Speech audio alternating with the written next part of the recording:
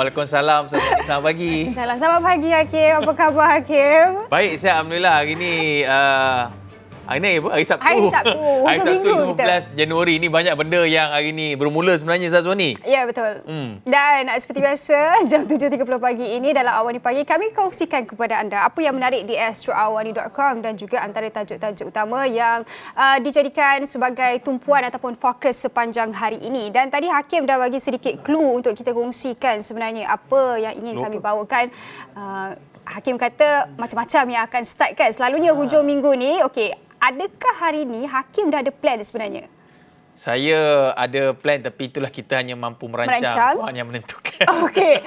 Dan kalau kita lihat sebenarnya dalam perancangan terutamanya ketika ini pandemik COVID-19 dan sebagainya, dan ketika ini juga difahamkan dos penggalak itu perlu dipergiatkan demi melindungi seluruh rakyat Malaysia terutamanya dengan penularan varian Omicron dan sebagainya, dan kita lihat hari ini bermulanya PPV integrasi. Itu yang Hakim katakan sebentar tadi kan Hakim? Ya, betul. PPV integrasi yang bermula hari ini sebenarnya ada 4 PPV integrasi di seluruh negara sebenarnya, dan salah satunya adalah di PPV integrasi WTC Kuala Lumpur. Kalau kita boleh lihat di PPV integrasi WTC Kuala Lumpur ini sebenarnya menurut bosnya atau pengarah urusan kumpulan World Trade Center Kuala Lumpur WTC KL, Datuk Seri Dr. Irmo Hizam Ibrahim, dekat PPV integrasi ini dia dijangka akan menyediakan sehingga 9,000 dos penggalak.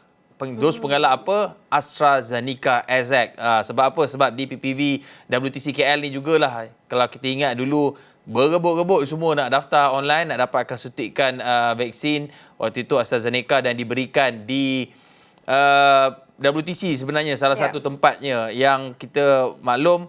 Untuk kali ini apabila PPV dulu PPV Mega ini sekarang dah dibuka kembali, jadi PPV integrasi ini banyak sebenarnya penambahbaikan yang dilakukan. Sebab dulu terutamanya kita lihat ada contoh untuk kenapa dia namakan PPV integrasi, sebab dia ada banyak contoh pembaharuan ataupun penambahbaikan. Pertamanya ada okey, ini paling penting lah. Tak ada walk-in, kena tunggu temu janji. Janji temu, appointment daripada aplikasi MySejahtera ataupun SMS. Tak boleh jalan sendiri. Lepas tu dinasihatkan bawa pen, dan yang saya kata ada integrasi itu sebab apa? Sebab dia ada untuk OKU atau orang kelainan upaya.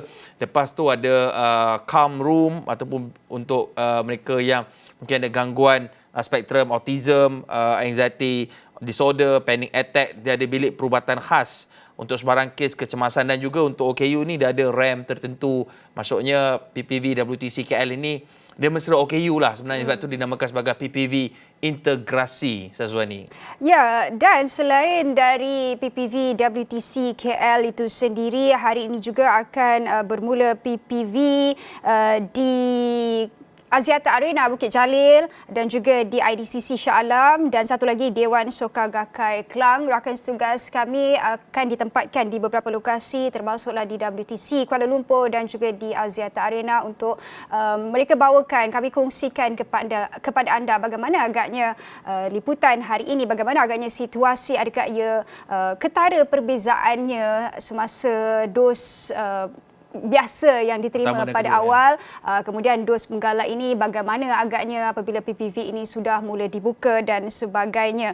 Dan dalam kita bercakap berkenaan dengan dos penggalak ini, kami juga nak kongsikan kepada anda keberkesanan dos penggalak ini dan mengapa ia penting untuk diambil ketika ini, terutamanya ketika berlakunya penularan varian Omicron. Kita saksikan.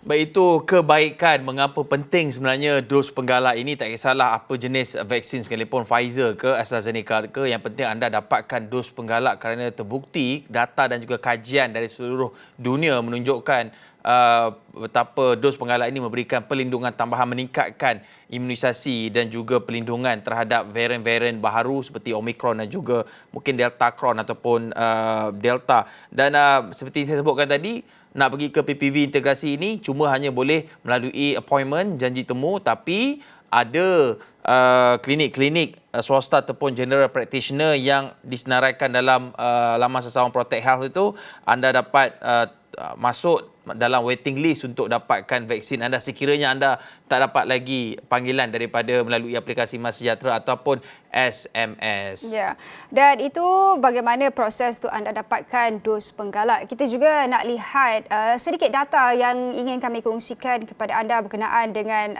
dos penggalak yang diberikan setiap hari. Ini adalah data setakat 13 Januari 11.59 malam, di mana dos harian yang diberikan adalah 265,957 dos harian, dan daripada jumlah itu dos penggalaknya adalah 260,346. Itu adalah pada setakat 13 Januari. 14 Januarinya mungkin datanya akan dikongsikan sekejap sahaja lagi. Jadi ini menjadikan data keseluruhan ataupun dos keseluruhan jumlah vaksin yang diberikan dalam negara ketika ini adalah 60,311,806. Mereka yang telah melengkapkan vaksinasi 78.6%, manakala mereka yang telah melengkapkan ketiga-tiga dos termasuklah dos penggalak ini adalah 27%. Dan kalau kita lihat keseluruhan jumlah dos penggalak yang diberikan setakat ini adalah 8.8 juta. Itu adalah berkenaan dengan vaksinasi populasi. Kita juga kalau boleh saya kongsikan sedikit apa perkembangan terkini kes COVID-19 dalam negara. Terdapat pertambahan sekitar 3,079 kes tempatan yang direkodkan. Ini data setakat semalam 14 Januari. Kes import ada penambahan 267, manakala kes aktif ketika ini terdapat pertambahan 282, menjadikan kes aktif keseluruhan ketika ini adalah 40,558. Penting juga ingin kita tahu berapa ramai mereka ataupun jumlah individu yang sedang menjalani kuarantin di rumah adalah 81.5%. Jadi diharapkan mereka yang berada ataupun sedang menjalani proses kuarantin di rumah ini terus patuh kepada arahan yang ditetapkan. Bukan sahaja dos penggalak ini dapat membantu untuk kita mengurangkan penularan jangkitan tempatan, tetapi mereka yang berada ataupun di kuarantin di rumah, di hospital dan sebagainya ini juga dapat membantu untuk mengurangkan penularan risiko dalam komuniti. Manakala jumlah sembuh juga meningkat kepada 3,052 dan kematian yang direkodkan semalam termasuklah BID ada 12 kematian. Itu data yang kami bawakan, apa yang diperincikan di COVID Now setakat ini, Hakim. Ya, bercakap mengenai vaksin ini, Syazwani, saya nak bawakan laporan perkembangan terkini mengenai kes. Ingat tak ada doktor yang kena tahan? Dia didakwa mengeluarkan sijil vaksinasi palsu. Sekarang ceritanya ni, doktor ni dia sepatutnya reman dia dah habis. Dah habis semalam. Tapi kena tahan balik. Tak sampai 24 jam. Dibebaskan dengan jaminan polis. Doktor berusia 51 tahun ini direman lagi. Kali ini untuk 2 hari. 2 hari selepas apa? Selepas pihak polis ini, kata Ketua Jabatan Siasatan Jenayah Komersial Terengganu, Superintendent M. Zahari Mahmud, doktor berusia 51 tahun ini ditahan semula selepas ada laporan yang dibuat oleh mangsa yang mendakwa tidak menerima sijil vaksinasi berkenaan walaupun sudah membuat bayaran. Dan mangsa dakwa sudah buat bayaran RM450, tapi dijanjikan lepas 14 hari status vaksinasinya akan dikemaskini, tapi sampai sekarang, sampai lah ni tak dikemaskini. Saya kira ini malah berganda sebenarnya, malah berganda. Tak kesian pun sebenarnya sebab mangsa ni dah lah tak ambil vaksin, lepas tu dapat sijil palsu. Lepas tu tak update pula dalam aplikasi MySejahtera. Sesuai lah muka dia kan. Tapi apa pun, sekarang ini doktor ni ditahan lagi mengikut Seksyen 420 Kanun Keselesaan, dan reman tu bermula semalam Jumaat, dia sampai hari 2 hari, mungkin sampai Ahad ni. So jadi keseluruhan kalau ingat daripada hari Sabtu ditahan tu sampailah Ahad ni. Dah seminggu dah doktor ni kena tahan berhubung dengan siasatan yang kita percaya sebenarnya mengikut laporan polis ada hampir 2,000, 1,900 sebenarnya sijil vaksinasi palsu yang telah dikeluarkan oleh doktor-doktor ini. Jadi sekarang ni polis kata mereka nak siasat pembeli sijil palsu ini, Syazwani. Ya, dan berkenaan dengan menyiasat mereka yang membeli sijil palsu itu, ini kenyataan baru yang kami terima di mana polis telah pun menyiasat dan juga telah pun mengambil keterangan kesemua 5 individu yang tampil untuk memberikan kerjasama berhubung dengan pembelian sijil vaksinasi palsu ini di sebuah klinik swasta yang dilaporkan di Marang itu.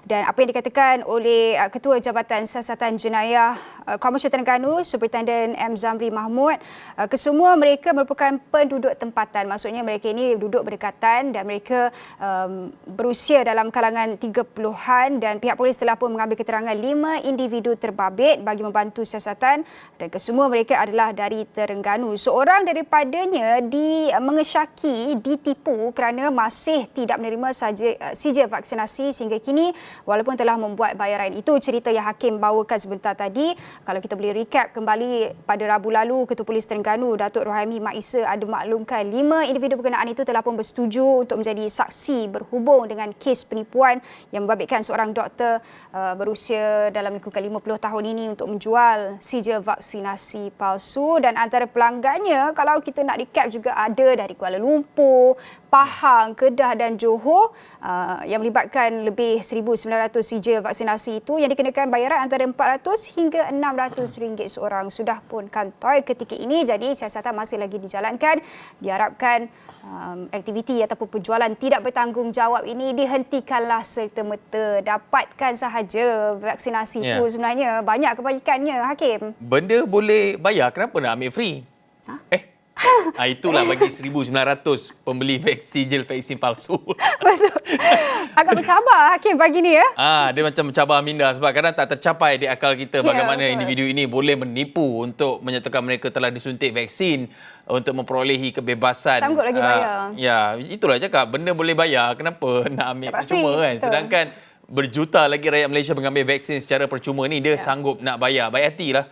Tapi tak apa-apa pun cakap mengenai bayaran ini, ini tak ada kena-mengena dengan bayar lah, sebab kita kalau nak guna perkara ni, nak guna lebuh raya, memang kita kena bayar. Cumanya hari ini selain daripada permulaan PPV integrasi di seluruh negara, ada 4, hari ini juga bermula sebenarnya penggunaan RFID. RFID ni sebenarnya bahasa mudah dia adalah teknologi identifikasi frekuensi radio.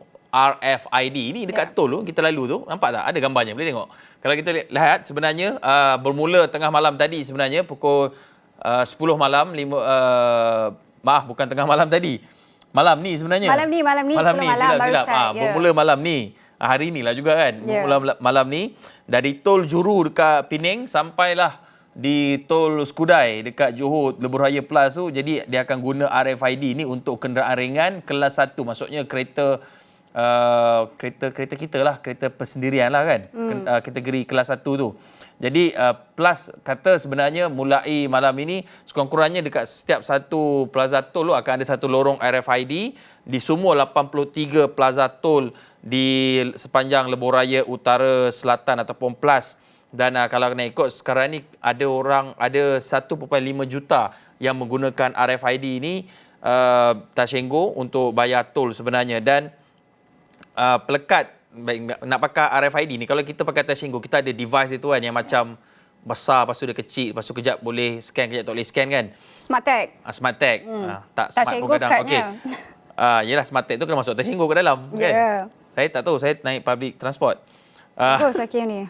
Baik, dia dijual dengan harga RM35. Nak pasang RFID tu, dia ada pusat pemasangan yang sah, tapi nak tahu nanti kena layari laman web rfid.plus.com.my.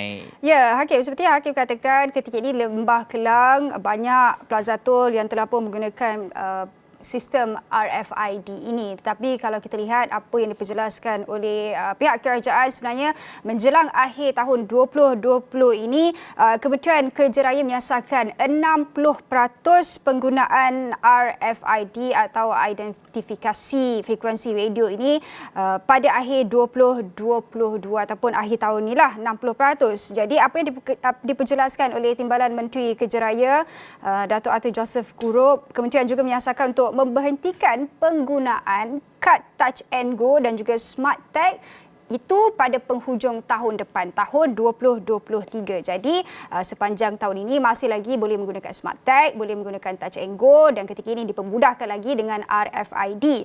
Jadi apa yang diperjelaskan juga, pihak kerajaan sebenarnya memahami kebimbangan yang disuarakan semua pengguna lebuh raya dan ingin dijelaskan bahawa buat masa ini lorong kad Touch and Go dan juga Smart Tag akan tetap beroperasi di semua lebuh raya dan ia hanya akan diberhentikan secara berperingkat. Jadi maknanya walaupun RFID ini sudah akan bermula malam ini, tetapi lorong Touch and Go, lorong Smart Tag masih lagi akan diteruskan mungkin sehinggalah akhir tahun depan 2023, mengambil kira kepada kadar penggunaan dan juga kesediaan lorong RFID ini.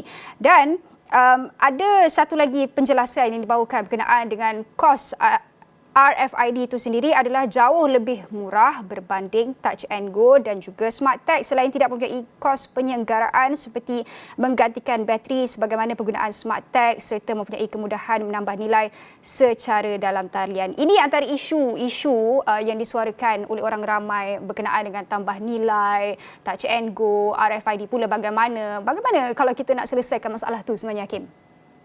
Itulah sebab dia tak ada penerangan yang mencukupi lah sebab ramai kadang tak tahu, tapi sebab itulah Persatuan Pengguna sebenarnya mendesak agar kerajaan sebenarnya perlu memainkan peranan untuk lebih mempromosikan lagi berhubung dengan penggunaan RFID ini sebab kata Timbalan Presiden FOMCA Gabungan Persatuan Pengguna Malaysia Muhammad Yusof Abdul Rahman, pelaksanaan ini bagus, selaras dengan hasrat kerajaan untuk modernkan pembayaran tol dan juga tambah baik pengurusan kesesakan di Plaza Tol. Contoh kalau kita nak lihat di Singapura dah tak ada tol, jadi penggunaan lebuh raya ni lebih cepat dan tak perlu nak berhenti nak sentuh kad dan sebagainya seperti yang mana kita amalkan sekarang ni sebab ni perkara biasalah, kadang-kadang kita lalu kat Plaza Tol tu tiba-tiba ada yang tukar gear reverse dari dekat Plaza Tol, mungkin lupa nak tambah nilai dan sebagainya. Cuma di RFID ini mereka boleh tambah nilai secara dalam talian dan ataupun melalui e-wallet mereka. Tapi ini pun ada kekeliruan juga. Nampak tak? Ingat tak masa Touch and Go? Kad Touch and Go tu tak link kepada e-wallet. Itu pun satu masalah juga tu. Jadi perkara-perkara begini perlu dijelaskan, diberikan promosi yang lebih betul. Penggunaan RFID itu lebih jimat sebenarnya. Dia sekali pasang dekat kereta, dia macam ada stiker. Dekat lampu biasanya, King of the Road, Myvi, dia kalau beli baru dah siap ada dekat depan tu, jadi tinggal letakkan Touch and Go je. Itu Smart Tag, Hakim? Itu Smart Tag. Itu Smart Tag, tapi dah ada letak baru. Dah ada sekarang ni baru. Okey. Baru, yang latest, ya. Kereta Myvi yang baru, Sazwani. Ya. Kena tukar kereta baru. Tapi apapun, promosi itu perlu diperhebatkan lagi sebab perkara-perkara sebegini sebenarnya tidak hanya bersifat kosmetik tetapi sebenarnya lebih praktikal dan juga memudahkan pengguna, Sazwani. Baik, kita kena rehat. Ya, kita perlu berhenti rehat seketika. Ada beberapa lagi perkongsian yang nak kami kongsikan. Tapi itu semua selepas ini.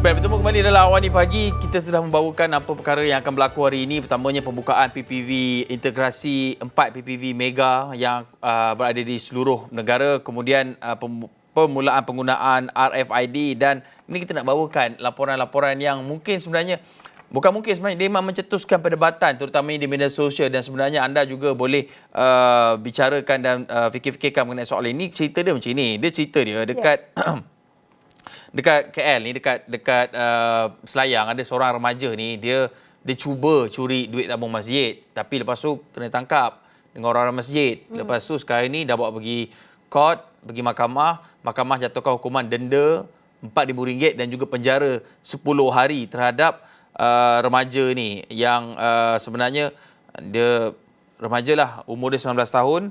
Jadi dia mengaku bersalah, dia cuba curi duit tabung Masjid Al-Islahiyah dengan mengheret dan menyorokkan tabung itu dalam bilik mandi jenazah di masjid berkenaan di Kuang ni dekat Rawang pada 8 Januari lepas.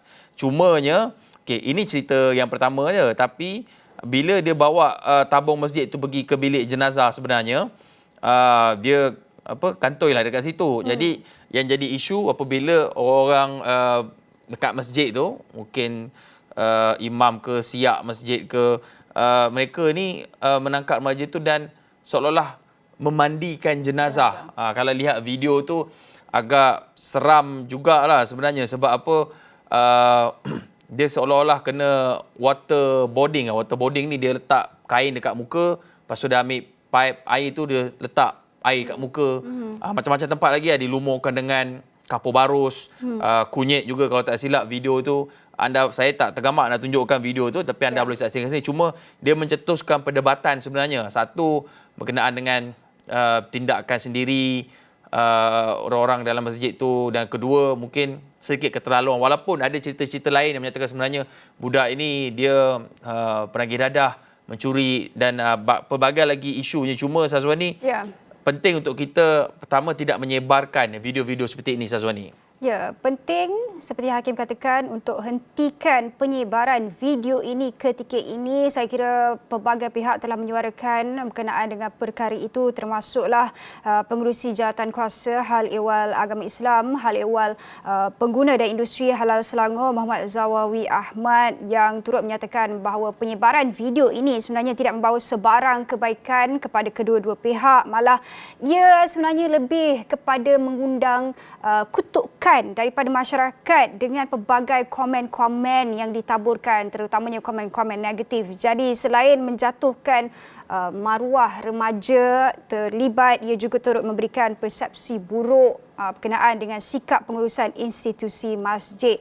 Tindakan sewajarnya telah pun diambil oleh pihak JAIS, pihak Jabatan Agama Islam Selangor, selaku agensi kerajaan yang bertanggungjawab untuk menguruskan institusi masjid di negeri itu sebaik sahaja mendapat maklumat yang betul tentang perkara tersebut. Beliau juga difahamkan bahawa imam yang terlibat juga telah mengambil tindakan meletakkan jawatan, dan JAIS sedang meneliti perkara ini untuk tindakan lanjut. Jadi masyarakat umum diseru khasnya umat Islam di negeri Selangor itu sendiri supaya bertenang dan tidak mengambil langkah terburu-buru, melakukan keputusan yang tidak capai di akal sebenarnya, terutamanya dalam menggunakan pendekatan yang lebih agresif dalam menangani apa-apa sahaja isu ataupun kes, terutamanya melibatkan institusi Islam. Biarlah pihak berkuasa sendiri yang melaksanakan tugas mereka. Kalau kita lihat hukuman juga telah dijatuhkan terhadap remaja berkenaan.